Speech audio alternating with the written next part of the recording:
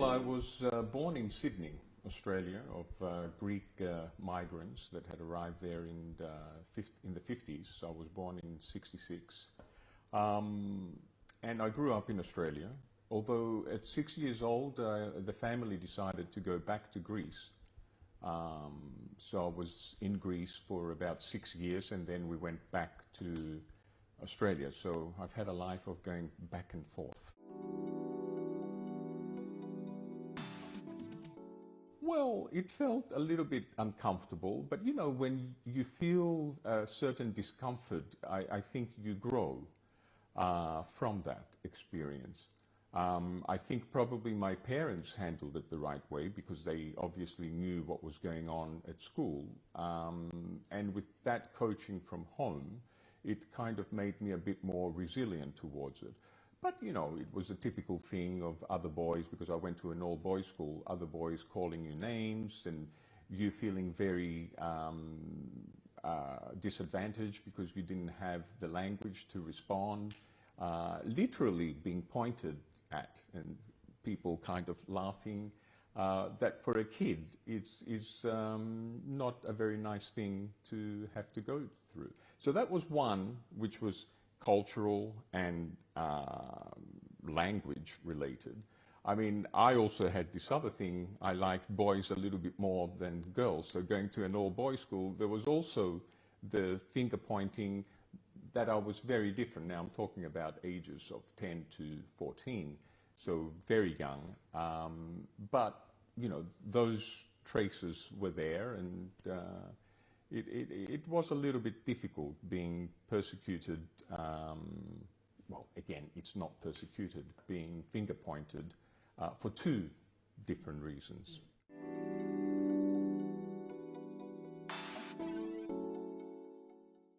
While I was at university, I also had a side job at a department store selling furniture. And this guy walks in one day, and I sold him a nice lounge, a Moran of Melbourne piece of furniture in Australia. That's a very nice brand.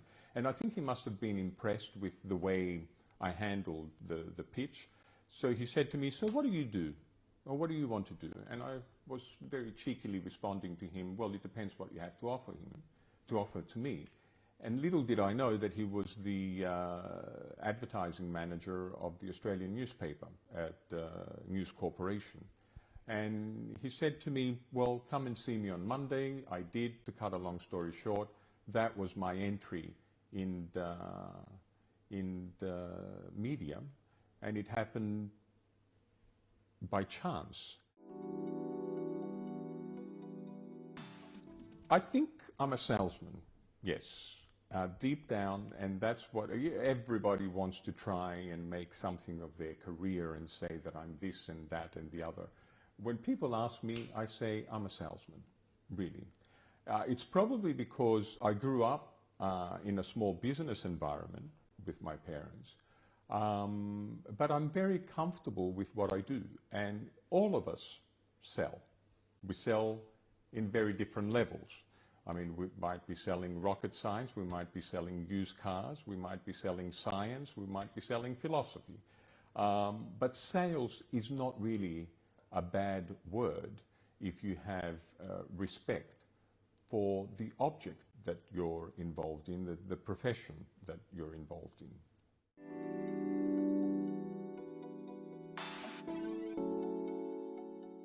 It was a quality raw sheet, and I was very happy that I was working for such a big brand in Australia. And Murdoch's name in Australia, obviously, in the late 80s was a huge name, so I considered myself very lucky. And I had a very good 10 years at the Australian in different roles. Say what you will about Rupert Murdoch and his empire, but one thing that they did very well was human resource development, training. I felt that I learned so much more at News Corporation than what I ever did at university. I started as an advertising sales executive in the special reports team, which was quite creative because it wasn't just about selling page 3 of the paper. You were selling more concepts, whether it was special reports on energy or special reports on design or special reports on very different topics.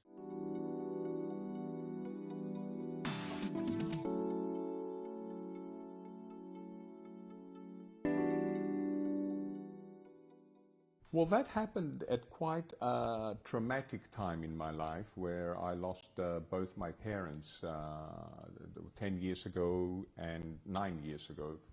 And after Dad passed away and I came back to Paris, it was also the time of circulation and subscriptions really going digital. And because of the family situation that I had, for 2 years I was very immersed in what was happening in the family. I had a fantastic boss, Stephen Dunbar Johnson, the president of New York Times International, who said to me, look, there's a lot of things that have happened about you being away. We love what you do, but I want to give you a new opportunity. It's all about new revenue streams. It's all about innovation. It's all about building the business in different directions. And one direction we want to go is conferences. It's a smaller unit. I mean, you won't have your 60, 70 staff spread around the world. You won't be responsible for 40% of the company's revenues, but it is a growth area. And I said, why not? But at the same time, he also offered me the opportunity to study for a year at Columbia University, at Columbia School of Journalism. I did a media management course, and that coincided with a shift from circulation to conferences. And I have to say, I loved conferences because it kind of put everything I did in my previous 20 years together.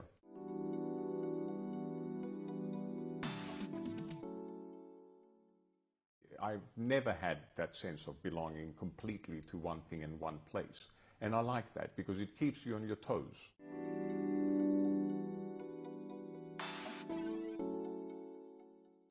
After a while, you learn to live with traumas like that, and you learn to turn them into your advantage. And if you have a good relationship with your parents, which I believe I had, you carry their energy with you, and you live through them. So I found myself at Columbia School of Journalism. I looked out the window, and I see Plato, Aristotle, engraved in this university in New York. And I thought that was there. So and that was 2012, a year after he passed away. And since then, I can feel him and my mother. It was as if they were there. And everything I've done in the last 8 years, it's not just me. It's, the sum of us. Those that are not here anymore, but those that are here, me, and the people around you, your inner circle, that give you that energy to do different things. I mean, who would have known when I was selling chickens at my father's shop, 40 years ago, that I would be given the opportunity to establish and run a foundation. Okay, it's a small foundation for now. It's chicken feed as far as Bertelsmann Foundation is concerned, but it is a foundation. And looking at the journey, it's like, sometimes I look at the mirror and I thought, wow, I can't believe it.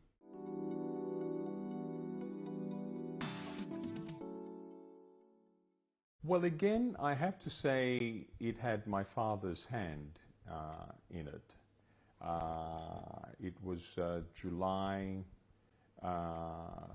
2011, just as the crisis was starting in Greece. He was on his deathbed, basically, and I was there for the last month in Australia. And he was following the news very closely, what was happening in Greece and the Euro crisis, and if Greece was going to leave the Eurozone, and he was concerned about all this. It was a time when he started reading papers more. even though he had a stack of ancients next to his bedside table. And he said to me, son, you know, one of the reasons why I'm sad that I'm going is because I won't be able to finish these books, and, you know, you've got to continue this for me, and I'll learn through you. And then he turns around and he says, and you know what? I'm really concerned of what's going on in Greece and Europe and populism and everything. And he said, son, you've got to do something for Greece. And I said, Dad, what are you talking about? I'm not a politician. I can't do anything. I just work for the New York Times. And he says, exactly.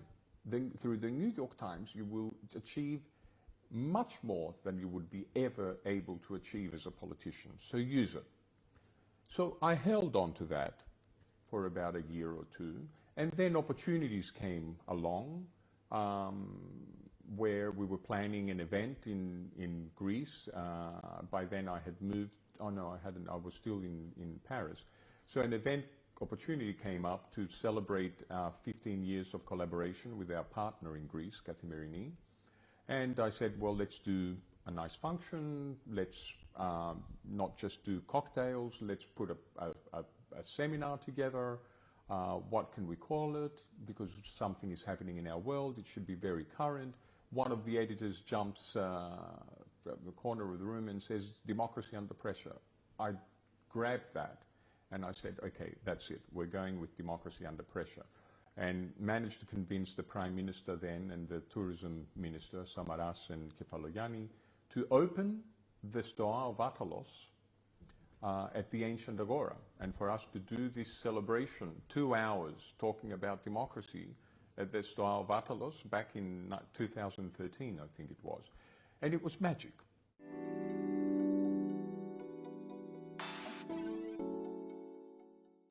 I think through the Athens Democracy Forum, we have an opportunity to do something substantial for our world. We felt that we have to allow it to grow. And here is where Mark Thompson's vision comes in, and Stephen's. Let's take this conference out of the commercial structure of the New York Times conference team and build a non-profit structure around it. We want it to be much more inclusive. We want to have an activist streak and a bit of advocacy. The New York Times doesn't do activism and advocacy as as the quality American media group that it is. That's why we liberated the Democracy Forum from the commercial structure of the New York Times.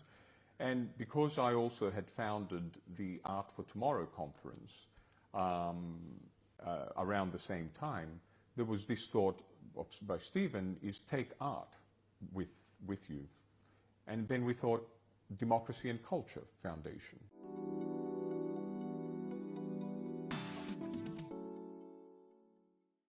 We realized that we wanted to do an art conference, but something that was different to investing in art, collecting in art, and we wanted to do something to tell us what the role of arts and culture is in social and economic development.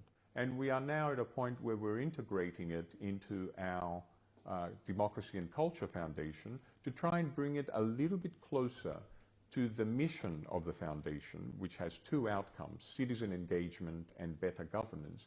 And I think that the arts and culture can play a very big role in galvanizing the community.